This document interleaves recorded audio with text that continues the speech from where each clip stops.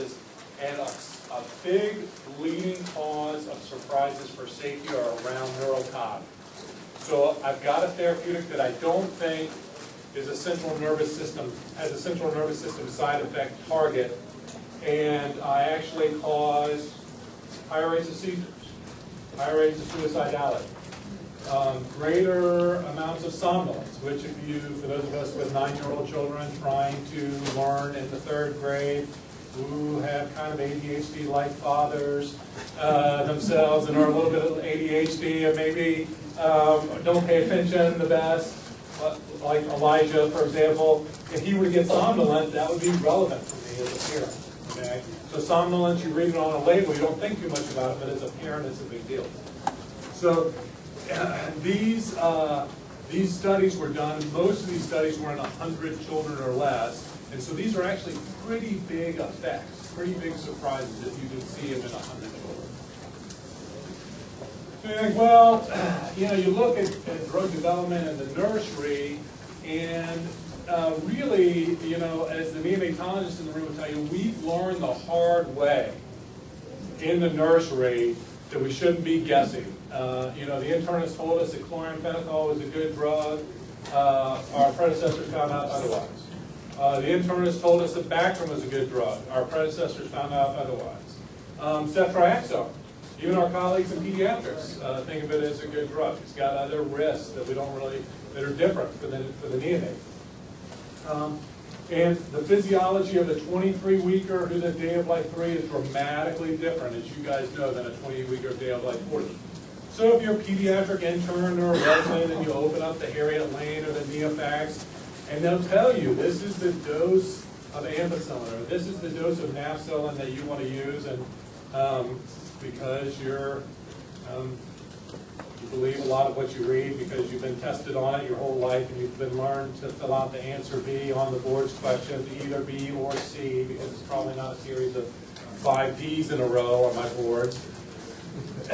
You've learned to believe these reference texts. If you look at the raw data behind that dosing in extremely low birth weight infants, turns out for ampicillin, if you look at babies less than 28 weeks gestational age, we use ampicillin more frequently than any other therapeutic in the nursery.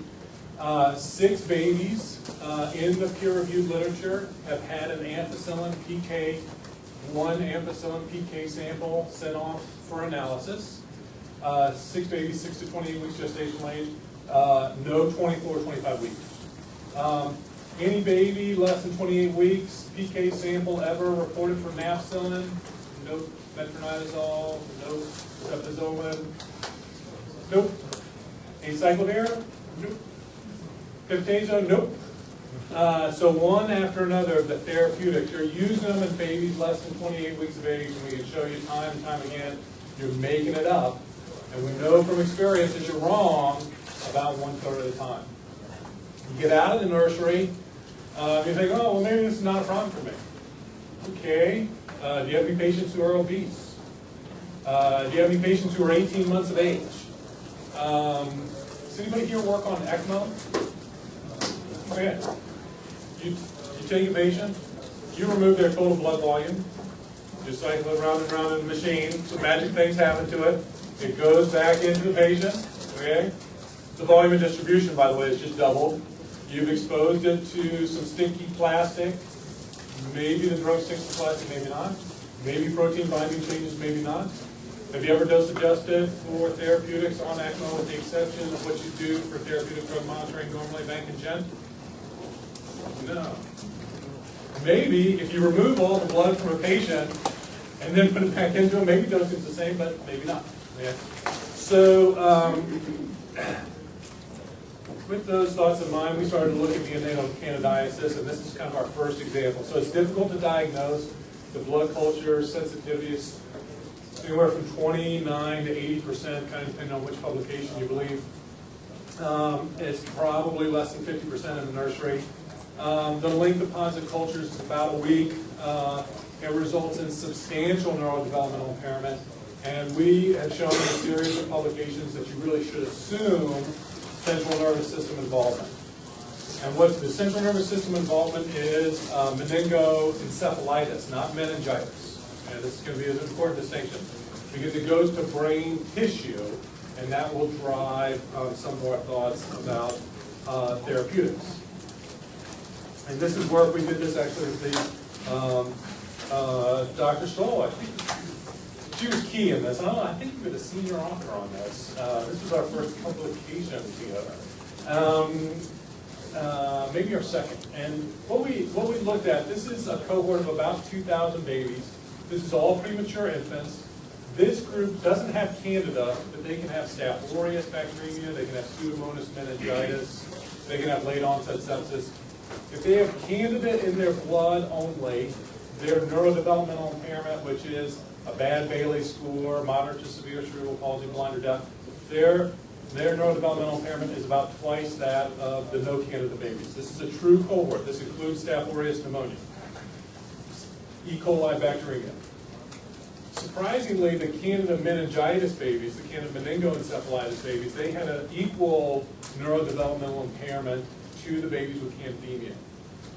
And that confirmed what we'd seen on autopsy studies and what we'd seen in animal models and what we'd seen in other central nervous system imaging studies, which is if it gets into the brain, if it gets into the blood, it probably gets into the brain. And so your tissue target levels that you're really concerned about in neonatal candidemia is going to be the brain tissue.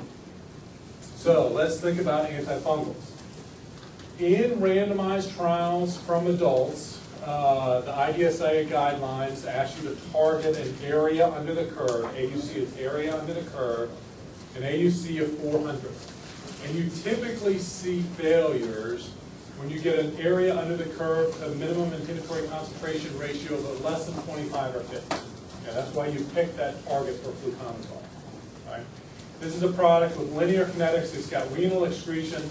It's got very minimal hepatic metabolism. Clinicians often get confused because there's just enough metabolism from the liver to give you liver toxicity. You can occasionally see bumps in LFTs, but that's actually, that toxicity is not related to dose or exposure with fluconazole, and you don't dose adjust.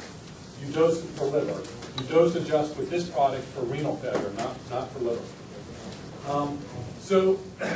People have been using 3 to 6 milligrams per kilogram every 24 to 48 hours, depending on how old the baby was in the nursery.